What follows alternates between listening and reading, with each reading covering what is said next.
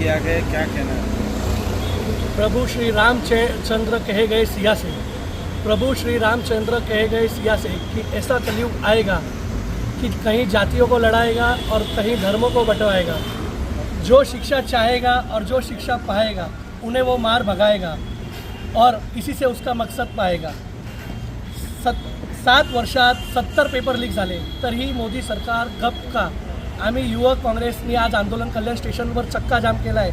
आम्ही हेच आव्हान देतो आहे की नरेंद्र मोदींनी हे जबाबदारी त्यांची स्वीकारावी आणि तत्काळ शिक्षण मंत्री प्रधान आणि स्वतःचा राजीनामा द्यावा, नाहीतर युवक काँग्रेस आज आम्ही रस्ता रोखला आहे, आम्ही उद्या रेल रोको आंदोलन करू। जय हिंद, जय महाराष्ट्र। आज आंदोलन केलं। आज युथ काँग्रेसतर्फे जे नीटचे पेपर लीक झाले त्या विरोधात आंदोलन करण्यात आलं। माझं असं म्हणणं आहे की साधा आपण पेपर लीक थांबवू शकत नाही। ठीक आहे, पेपर फुटी झाली तर 22 लाख लोकांना पुन्हा वर्षभर तयारी करण्यासाठी, पुन्हा त्यांनी री एक्झाम देण्यासाठी तुम्ही तयारी करायला सांगता। ज्यावेळेस तुम्ही आमदार फुटी करता, खासदार फुटी करता, त्यावेळेस री इलेक्शन का घेत नाही का? कारण की त्याच्यात तुमचा फायदा असतो। म्हणून तुम्ही 22 लाख युवकांच्या नशिबाशी खेळ खेळताय।